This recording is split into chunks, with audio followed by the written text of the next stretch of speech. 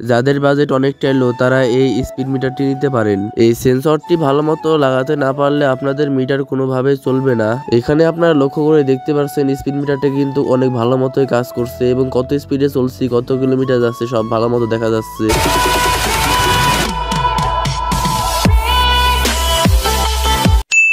আজকে আমি আমার সাইকেলের মধ্যে নতুন স্পিড মিটার ইনস্টল করতে চলেছি। সো এটা কিভাবে আপনারা সাইকেলে লাগাতে পারবেন সেটা আপনাদের এই ভিডিওতে দেখাবো। তার জন্য আজকে ভিডিওটি সম্পূর্ণ দেখতে থাকুন। এটাই কিন্তু আমাদের কাঙ্ক্ষিত স্পিড মিটারটি, আর এটার কোয়ালিটি দেখতে পাচ্ছেন। এটা কিন্তু আপনারা দারাজে 250 থেকে 300 টাকার মধ্যে পেয়ে যাবেন, কিন্তু আমি অফলাইন থেকে নিয়েছি 250 টাকা দিয়ে। আর এটা কিন্তু মেড ইন চায়না। তো এটা মার্কেটে দুই ধরনের পাওয়া যায়, একটা 250 থেকে 300 টাকার মধ্যে, আর একটা ইন্ডিয়ান বা অন্যান্য সেগুলো 350 টাকা থেকে 450 টাকার মধ্যে পেয়ে যাবেন। কিন্তু এই বাজারের মধ্যে এটাই বেস্ট। তো এই মিটারটি প্রায় 6 থেকে 7 বছর আগে আমাদের বাংলাদেশে এসেছিল, আর এটা কিন্তু অনেক চাহিদা বাংলাদেশে, এবং এটা কিন্তু এই বাজেটের ভিতরে বেস্ট একটি মিটার বলতে পারেন। তো আপনারা কিন্তু মিটার কিনলে এগুলোই নেওয়ার চেষ্টা করবেন। তো প্যাকেটটি খোলার পর প্রথমে পেয়ে যাচ্ছে এটার সাথে একটা ম্যানুয়াল, আর এই ম্যানুয়ালটা কিন্তু অবশ্যই আপনাদের লাগবে। এটা যদি আপনাদের না থাকে তাহলে কিন্তু কোনোভাবে মিটারটি ভালো মতো চলবে না। তো এটা আমি ভিডিওর লাস্টে বলতে চলেছি, আপনারা কিন্তু অবশ্যই ভিডিওটিকে না টেনে পুরোটা দেখতে থাকুন। এরপরে এটার সাথে পেয়ে যাচ্ছে কিছু স্ট্র্যাপ মিটারটি লাগানোর জন্য।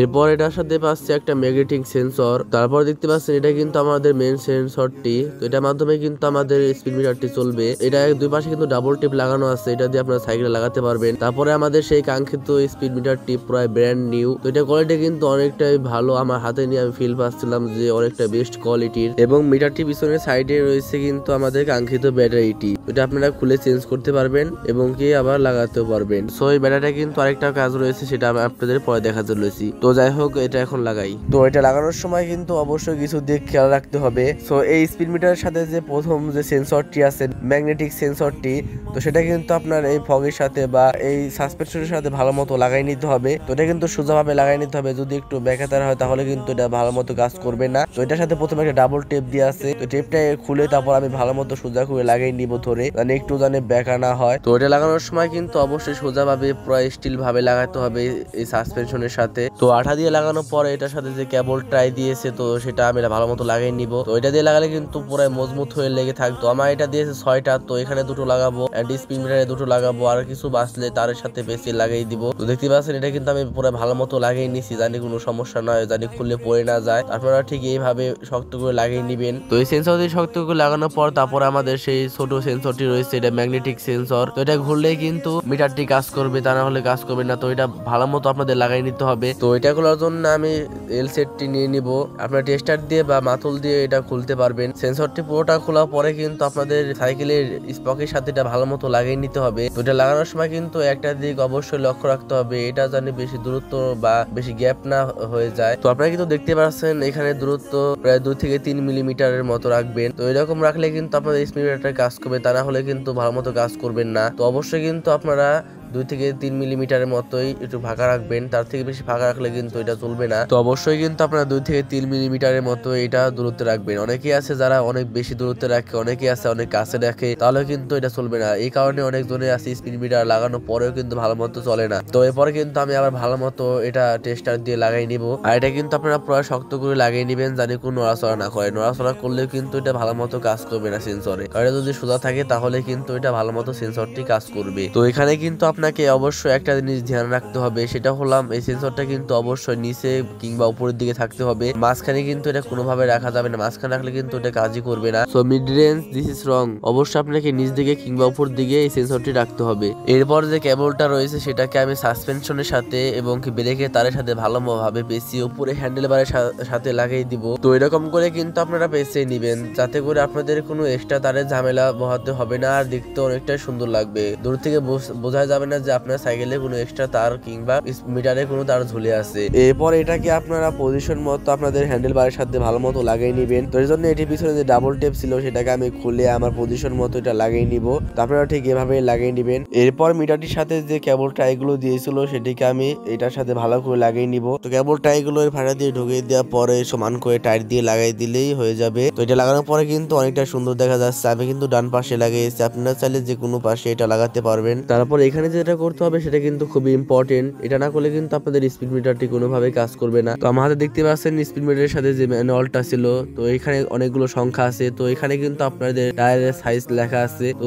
ওই সাইজ অনুযায়ী কিন্তু আপনাদের এই স্পিড মিটারটি সেট আপ করতে হবে। তো সেটা আপনাদের একটু ভালো মতো আমি দেখাই। তো এখানে দেখতেই পাচ্ছেন আমার সাইকেলের টায়ারের মাপ লেখা আছে এখানে 26x2.12। তো এই মাপটাই কিন্তু আপনাদের খুঁজতে হবে সেই মেমোতে। তো এখন মেমোতে আমি ভালো মতো খুঁজে নিচ্ছি যে সাইজটা বা এই মাপটা কোথায় লেখা আছে। তো এখানে দেখতে পাচ্ছেন যে আমার 2 নম্বরে আছে, এখানে 6x2.1 লেখা আছে। তো এটা কিন্তু আমার সাইকেলের চাকার সাইজ। তো এই মেমোতে কিন্তু অনেকগুলো সংখ্যা আছে, আপনারা যে কোনো সাইকেলের এখানে লাগাতে পারবেন এই মিটার গুলো। এরপর 2 নাম্বার দেখতে পাচ্ছেন আমার সাইকেলের টায়ারের মাপটা 2095। তো এই সংখ্যাগুলো কিন্তু আমার সাইকেলের স্পিড মিটারে সেট আপ করে নিব।